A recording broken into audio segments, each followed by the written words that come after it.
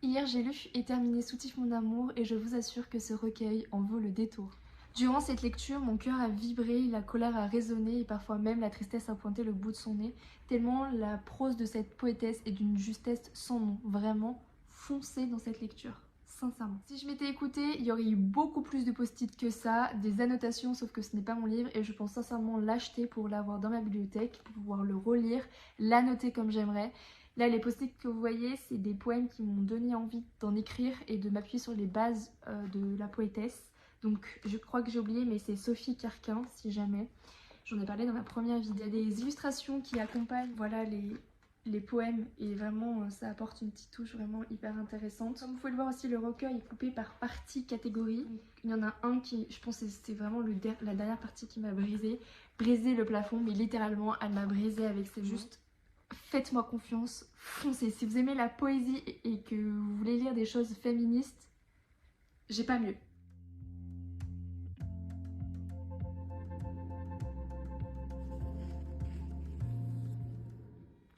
Je viens de terminer à l'instant cette BD et j'ai trop hâte de lire le deuxième tome. Les dessins sont vraiment trop jolis, les couleurs incroyables, le monde magique a l'air d'être hyper complet et j'ai trop hâte d'en apprendre davantage. Voilà, c'est incroyable. On n'a toujours pas compris du coup le mystère de la malédiction et j'ai envie de dire heureusement parce que c'est le premier tome, donc l'introduction des personnages, etc. Mais franchement c'est hyper prenant. J'ai l'impression de regarder un film en fait, de regarder un film d'animation. On a aussi un dossier graphique à la fin. J'aime trop. Donc ça c'est la protagoniste. Et après on a les autres personnages. Regarde, c'est trop mignon. Voilà, j'aime trop. Il y a de l'action, il y a franchement incroyable. J'ai trop hâte.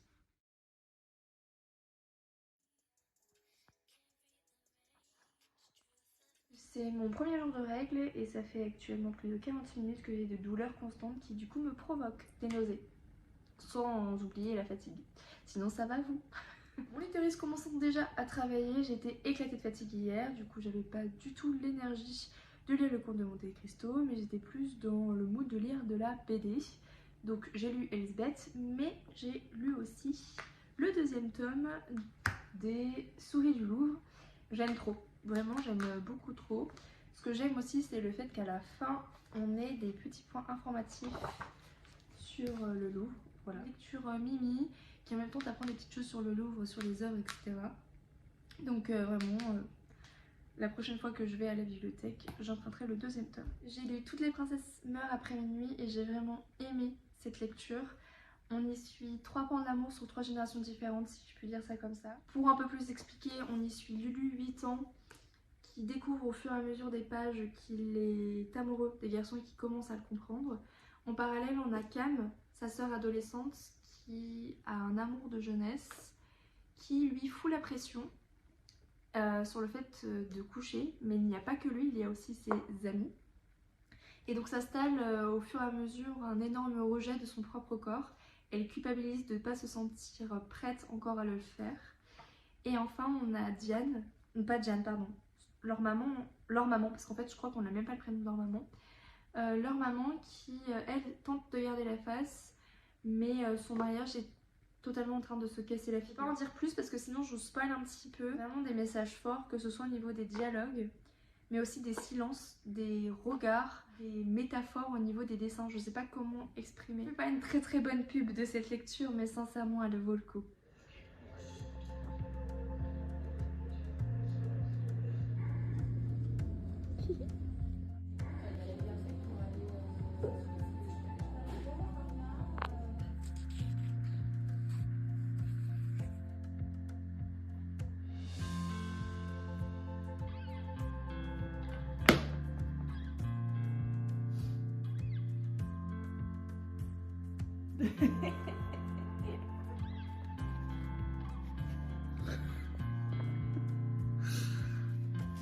Hier Hier j'ai terminé Fou de la Reine de Quentin Jarnot. C'est une pépite. C'est donc une Dark Academia, enfin une romance Dark Academia, Rival to Lover. Ouais, je vais pas faire l'accent parce que sinon vous allez vous moquer. Je vais vous lire le résumé, comme ça vous savez déjà de quoi ça parle si jamais vous n'en avez pas entendu parler. Dans les Alpes suisses, l'Académie Castellane forme l'élite de demain en 3 arts nobles: échecs, théâtre et littérature. Églantine, étudiante brillante et discrète, voit sa vie basculer lorsqu'une mystérieuse application d'échecs apparaît sur son téléphone. Le jeu en apparence innocent se révèle macabre. Chaque pièce perdue sur l'échiquier virtuel correspond à une personne retrouvée morte sur le campus. Pour arrêter le coupable, Églantine doit s'allier à son plus grand rival, l'insaisissable et fascinant Riven. Dans la proximité fait naître en elle une attirance inattendue. Découvre la romance Dark Academia au travers de ce roman et sincèrement, j'ai trop envie d'en découvrir d'autres. J'ai lu le premier roman de Quentin Jarnot, donc qui s'appelle Jamais 203. Pas autant pleuré que d'autres personnes, pas autant touchée parce que dès les premières pages, j'ai su ce qui allait se passer à la fin. Mais j'ai quand même beaucoup aimé le lire, vraiment je l'ai lu en 2 années. Et là je voulais faire exactement pareil que samedi. Comme vous avez pu voir dans les extraits, je suis sortie un petit peu aux librairies, cafés, bibliothèques et tout. Ça aurait pu être un trop beau moment, sauf que les règles m'ont dit: Darling, tu vas taper une grosse migraine ou tu vas avoir la nausée, donc tu vas devoir dormir toute la journée. Get some sleep.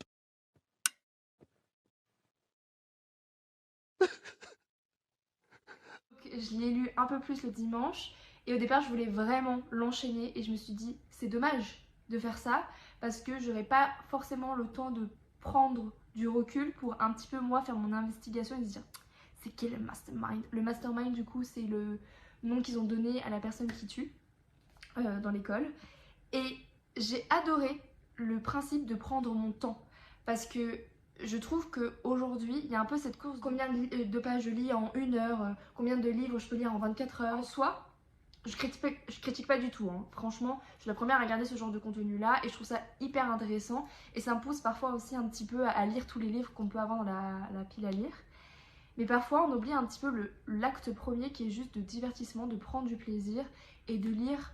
Si on lit une page en 10 minutes, et ben on lit une page en 10 minutes. L'essentiel, c'est juste de kiffer ce moment de lecture. Et on est tellement dans un monde qui va tellement vite, c'est quand même dommage qu'on soit aussi un peu dans cette course de combien de livres je vais lire cette année. Et je tombe assez régulièrement là-dedans et je me dis non mais là c'est bon, ce livre je peux le plier en 2 jours et tout. Franchement j'ai encore le Comte de Monte Cristo à lire, j'ai encore plein d'autres livres à lire dans ma pile à lire, d'autres livres que j'aimerais acheter, lire, emprunter à la bibliothèque, enfin vous voyez tout ce truc, ce speed. Ça pour dire que je pense que j'ai savouré d'autant plus ma lecture en ayant ce principe de pas trop lire la journée et de m'accorder vraiment que 1 heure et demie pour avoir le temps de prendre du recul, faire ma propre investigation. À peu près à la moitié du livre, même un petit peu moins, j'avais déjà une forte idée de qui était la personne à l'origine des meurtres. Adoré. Je trouve que le mystère est quand même maintenu, on ressent la pression que les personnages ressentent au sein de l'école. J'aime la façon dont on reconnaît chaque personnage parce qu'ils ont une manière de s'exprimer qui leur correspond. Et surtout, c'est ça que je voulais dire, j'ai de fou enrichi mon vocabulaire. Il y a des mots que je n'avais jamais vus, jamais entendus, et d'autres où j'avais une petite idée de la signification que j'avais plus ou moins déjà vue ou entendue. Mais dans tous les cas, mon téléphone est rempli de screens, d'accord, de définitions. Voilà. Et j'aime trop, vraiment j'aime trop. Alors peut-être qu'il y en a que ça va un petit peu plus déranger, peut-être qu'il y en a qui se disent bon bah je connais pas forcément la définition, je m'en fiche. En soi ça gêne pas forcément hein, la compréhension en général, etc. Mais moi je trouve ça hyper intéressant la manière dont l'auteur s'est renseigné de fou sur le monde de l'échec. Je sais pas du tout si c'est quelque chose que lui-même a dans son quotidien. En tout cas qu'il...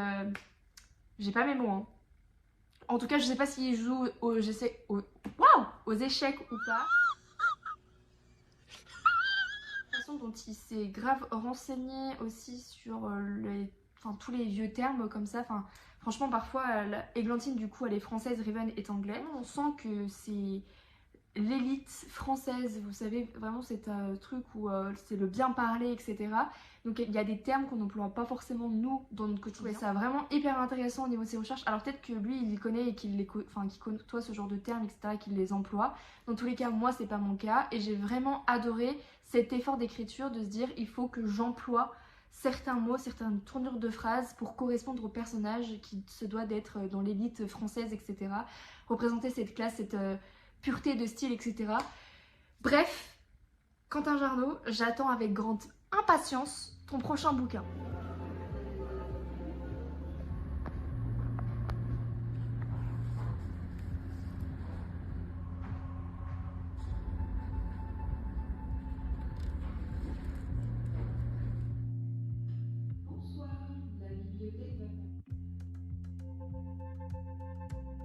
je suis allée à la bibliothèque et comme vous vous en doutez,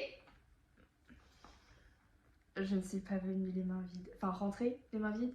Oh bref, vous avez compris. J'en ai profité pour lire le tome 3 des Souhaits du Louvre pendant que j'étais à la bibliothèque. J'ai d'ailleurs emprunté le tome 4 que j'ai lu hier soir. J'aime toujours autant, ça me permet d'apprendre des choses sur le Louvre. L'histoire est quand même hyper intéressante, hyper cute, donc voilà. J'ai voulu emprunter la suite, mais il y a déjà une personne qui l'avait emprunté. J'étais trop contente de voir qu'ils avaient Complot à Versailles. Donc c'est d'après le roman de Danny J, écrit et dessiné par Carbone et Gulia Adrania. Ça me dit quelque chose ce nom. Je crois que j'ai déjà lu une BD où la personne apparaissait déjà. Enfin, j'ai lu ce tome là hier. J'ai trop aimé. J'aime vraiment beaucoup cette BD là. Encore plus si ça, je dois vous donner une idée, ça j'aime bien, je passe un bon moment. Mais ça vraiment j'ai adoré. Ça me fait penser à un livre que j'ai lu quand j'avais 10. Ça s'appelle Les Colombes du Roi Soleil. Je ne sais plus de quelle autrice c'est. Bref voilà, c'est une saga incroyable. C'est l'une des meilleures sagas que j'ai pu lire. Je les ai dévorées. J'ai lu le premier tome hier, j'ai trop aimé. Et j'ai emprunté le deuxième. J'ai emprunté Des corps poussés jusqu'à la nuit d'Ada Mondes. J'avoue que je connais pas du tout cette autrice. Je sais juste que j'ai emprunté parce que le titre m'avait intriguée, donc j'ai pas cherché plus loin. J'ai emprunté Vivante de Clara Isé et c'est parce que le nom me disait quelque chose et que la couverture m'a beaucoup intriguée. Les Trois sœurs d'Anton Tchekhov, c'est une pièce de théâtre russe. Je suis trop contente parce que généralement j'essaye de lire au moins 2 pièces de théâtre par an. Donc elle sera la première et je suis d'autant plus contente parce que ça appartient à la littérature russe et j'adore la littérature russe. Vraiment, j'ai découvert les plumes de Tolstoï, de Dostoïevski, d'un troisième auteur russe, mais je me souviens plus, pendant mes années fac. J'ai même ce souvenir où il fallait obligatoirement lire le premier tome de Guerre et Paix. Le deuxième, c'était pas du tout obligatoire. Je suis l'une des rares seules de toute ma promo à avoir lu le deuxième tome. Je me souviens que mon enseignante était très contente. Je vous ai pas fait le résumé de cette... Je voulais le résumer rapidement. Recluses dans leur maison familiale, Olga, Masha et Irina n'ont qu'un rêve, retourner à Moscou. La présence d'une batterie et de ses officiers dans leur petite ville de Provence change, pour un temps, le cours de leur vie. Masha, victime d'un mariage précoce, s'amourage du commandant, Olga trouve un regard d'énergie et Irina se finance à un lieutenant. Mais bientôt, avec le départ des troupes et la mort en duel du fiancé d'Irina... Ah, ça spoil comme ça. La solitude revient d'autant plus pesante qu'elle est dépouillée d'illusions. Et de surcroît, la maison a été hypothéquée à l'insu des 3 sœurs. Chouette! J'ai dit que j'aimais la littérature russe, mais il y a aussi quelque chose que j'aime énormément, à tel point que parfois ça peut en tourner à l'obsession. C'est un peintre en particulier qui m'a intriguée dès mon plus jeune âge, de par ses peintures qui m'ont toujours évoqué des choses, mais aussi par le mystère qui entoure ce peintre-là. Plus j'ai grandi, plus je me suis intéressée à sa vie, plus je me sentais proche de ce peintre-là. Et il y a quelques années, c'est-à-dire il y a 2 ans, dès que j'avais la possibilité d'emprunter un ouvrage sur son histoire, sur ses peintures, je l'ai fait. Si je vous dis oreille coupée, vous me dites Monet? Non, je rigole. Vous me dites le grand, le merveilleux Van Gogh. Des études et des analyses des œuvres majeures de Van Gogh. Voilà. J'ai trop hâte de lire.